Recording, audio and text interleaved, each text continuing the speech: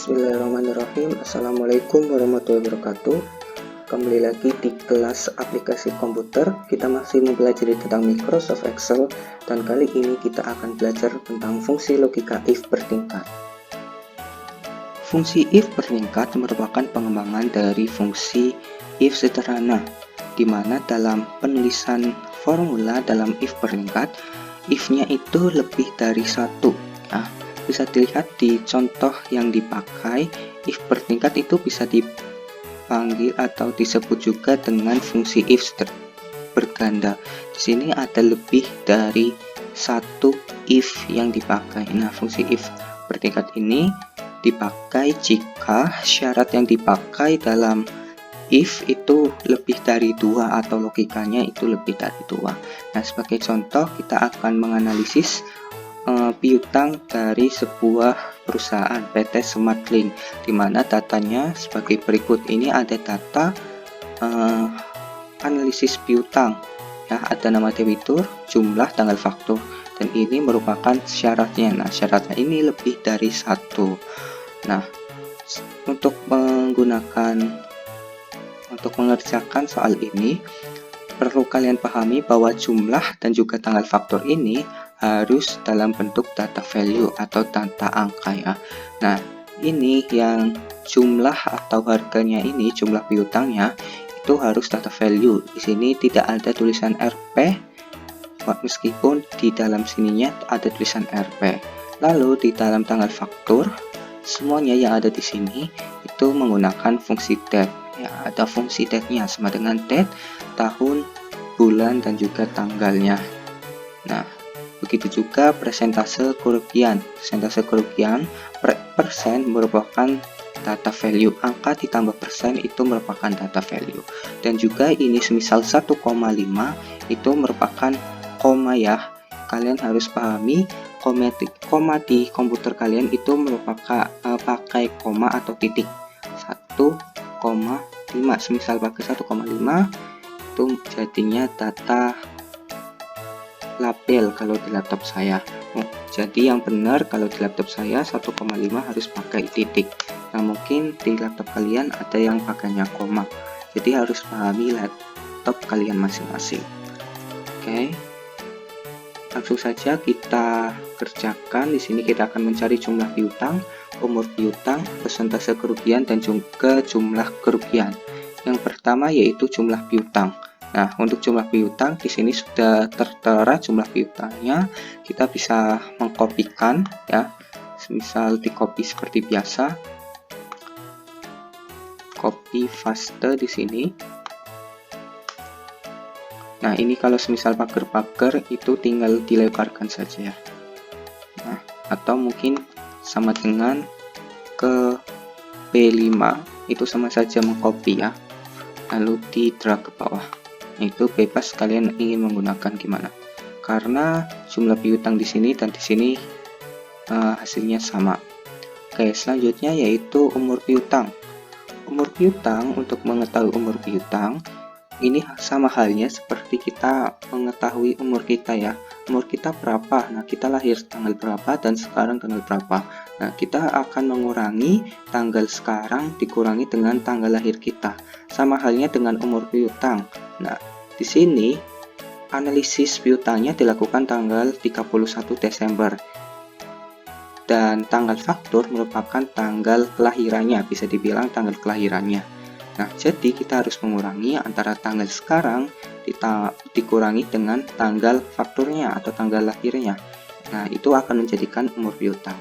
Nah, karena yang umur piutang itu merupakan data value, maka antara tanggal faktur dan tanggal sekarang itu harus menggunakan data value, ya. Jadi tadi untuk tanggal faktur kita sudah menggunakan fungsi date, maka di 31 Desember ini kalian juga harus menggunakan fungsi date, ya. Karena penggunaan fungsi date nanti akan menjadikan si tanggal tersebut menjadi tanggal value atau data value. Oke, jadi umur piutang, penulisan umur piutang kita bisa cari dengan mengurangi sama dengan ini, ya, 31 Desember dikurangi dengan nih 5 C5 atau 12 November. Nah, nanti setelah kita enter, di sini akan kita drag ke bawah. Karena akan di drag ke bawah, otomatis yang di sini C5-nya akan ke drag ke bawah, dan juga 31 Desembernya akan ke drag ke bawah jika tidak diabsolutkan. Oleh karena itu, 31 Desember di sini harus kalian absolutkan terlebih dahulu agar ketika di drag ke bawah itu tidak berubah posisinya, tetap di H3. Jadi ini kita drag ke bawah pakai F4 atau Fn plus F4 ya. Ini berarti boleh menggunakan absolut kolom dan baris. Kalau sudah di enter, ini 49 hari. Lalu langsung kita drag ke bawah. Nah, itu untuk mencari umur piutang di sini. Selanjutnya kita akan mencari persentase kerugian dari PT Smartline ini. Nah, kita bisa cari bahwa persentase kerugian ini terdapat di tabel kedua. Nih ya, tabel kedua. Di mana di dalam tabel kedua ini, persentase kerugian ini memiliki berbagai syarat. Nah, karena memiliki berbagai syarat, berarti sudah dipastikan bahwa dalam penggunaan persentase kerugian bisa menggunakan fungsi if. Nah, jadi dalam penggunaan fungsi if ini akan kita gunakan. Namun sebelumnya kita harus mengingat terlebih dahulu bahwa dalam fungsi if itu terdapat logical test. Dan di dalam logical test sendiri terdapat yang namanya operator matematika yang kurang dari, lebih dari, sama dengan, lebih dari, sama dengan, dan lain-lain. Oleh karena itu, kalian harus pahami terlebih dahulu dari umur piutang ini nanti menggunakan alamat sel atau operator matematika apa. Sebagai contoh di sini 1 sampai 30 hari. Jadi 1 sampai 30 hari kita bisa menggunakan operator kurang dari 30 kurang dari sama dengan 30 ya. Kalau kurang dari sama dengan 30 artinya 30-nya itu ikut ya. Tapi semisal kita menggunakan kurang dari 30 saja artinya yang digunakan yaitu tanggal 1 sampai 29, karena kalau kurang dari angka 30-nya tidak ikut. Jadi untuk umur piutang yang pertama harus menggunakan kurang dari sama dengan. Atau kalau semisal kalian ingin menggunakan kurang dari, maka harus kurang dari 31. Karena kalau kurang dari 31 artinya 1 sampai 30. Nah, untuk yang kedua ini 31 sampai 60 berarti kurang dari sama dengan 60. Nah, kalau kurang dari sama dengan, ada sama dengannya artinya angka tersebut ikut. Nah, kita sudah mengetahui nanti di sini berarti kurang dari 90, kurang dari 110 dan seterusnya. Langsung saja kita masukkan ke fungsi if-nya. Sama dengan if. Nah, bisa dilihat yang pertama yaitu logical test. Logical testnya yaitu karena ini persentase kerugian disyaratkannya yaitu berupa umur piutang, maka alamat selnya yaitu berasal dari umur piutangnya atau C5. Nah, C5, terus C5-nya itu gimana? Nah, C5-nya itu pakai apa? Kita gunakan yang tadi, operator matematika. Kita pakai operator matematika yang pertama terlebih dahulu untuk if yang pertama, yaitu kurang dari sama dengan 30. Nah, kalau sudah, koma atau titik koma tergantung dari laptop kalian masing-masing. Kalau bisa ya pakai koma. Nah, kalau sudah, kalau semisal 30 kurang dari 30 itu apa? Yaitu 0%. Kalian bisa tulis 0% atau langsung ke F5 juga tidak apa-apa. Ya, F5. Lalu sudah koma lagi. Nah, koma lagi itu value if true value if false seharusnya. Tapi karena di sini masih ada syarat yang masih harus terpenuhi, maka kita masuk ke fungsi if lagi, yaitu kita menggunakan if lagi. If kurung buka logical test lagi, berarti masuk ke logical test yang kedua. Nah, logical test yang kedua masih sama, yaitu alamat selnya yaitu C5, tapi logical testnya yaitu yang 60 hari ini, kurang dari 60 hari ya, kurang dari sama dengan 60. Nah, setelah itu ini logical testnya yang kedua. Lalu value if true yang kedua itu apa? Yaitu persentase kerugian 1%. Nah, selanjutnya value if false. value if false, tapi syaratnya masih banyak. Jadi kita harus menggunakan fungsi if lagi untuk value if false-nya.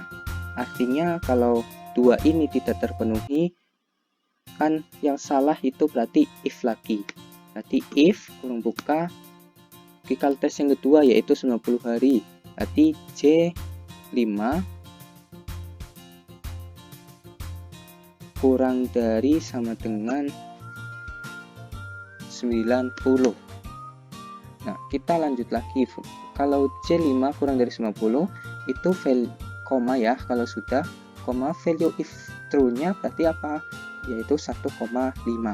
Nah, karena ini 1,5 dan nanti persentase 1,5-nya ada di F7 dan ketika kita akan mendrag ke bawah, maka 1,5-nya harus tetap di F7. Oleh karena itu harus kita absolutkan ya. Ini harus diabsolutkan sama seperti yang lainnya tadi.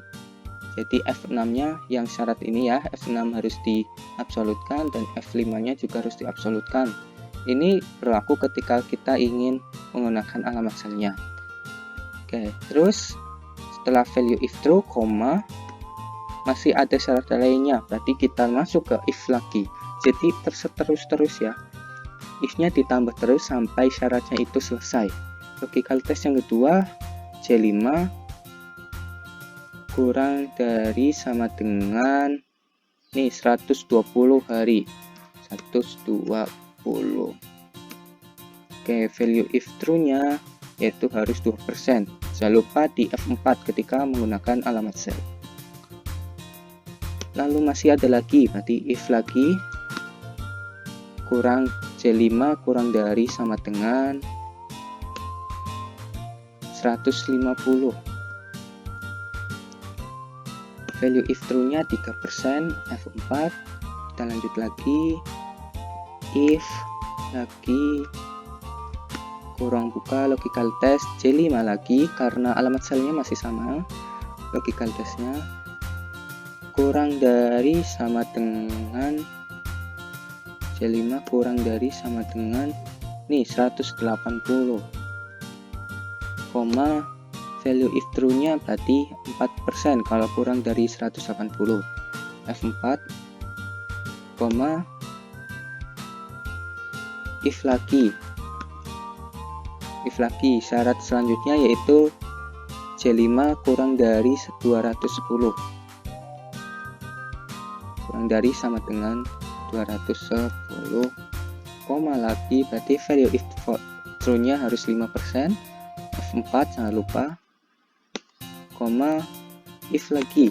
Nah, if lagi logical testnya kurang dari 360, J5 kurang dari sama dengan 360, koma 10% F4.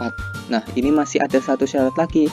Kalau masuk ke syarat terakhir ketika di koma ya, berarti kan masuk ke value if false. Jadi langsung saja ditulis untuk syarat terakhir tanpa menggunakan fungsi if lagi. Artinya bahwa di value if false ketika semua syarat yang dipakai itu tidak terpenuhi, maka sudah jelas bahwa syarat terakhir ini yang akan terpenuhi, yaitu 50%. Dan jangan lupa di F4. Nah, jadi yang terakhir itu tidak perlu pakai fungsi if lagi. Ya, saya lihat di penulisan rumusnya bahwa value if false-nya hanya di terakhir saja. Sudah, kurung tutup, enter. Ya, jangan lupa bahwa kurung tutupnya itu harus sama seperti yang kalian bikin. Kurung buka yang kalian bikin ada berapa? Ini ada 1, 2, 3, 4, 5, 6, 7, 8. Berarti kurung tutupnya ada 8. 1, 2, 3, 4, 5, 6, 7, 8.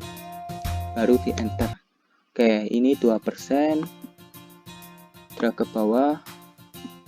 Nah, 2% semua. Tapi bisa dilihat bahwa di sini 61 sampai 90, berarti di sini ya, 67 itu masuk ke 61 sampai 90, yaitu harusnya 1,5%. Tapi di sini kenapa 2%? Karena desimalnya itu tidak ada, sehingga kalian harus menambahkan desimalnya terlebih dahulu. Nah, ini akan jadi 1,5%. Oke, selanjutnya yaitu jumlah kerugian. Jumlah kerugian artinya piutang yang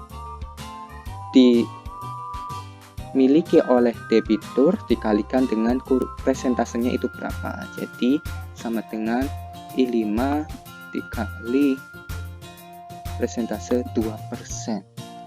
Nah, baru kita enter dan kita drag ke bawah.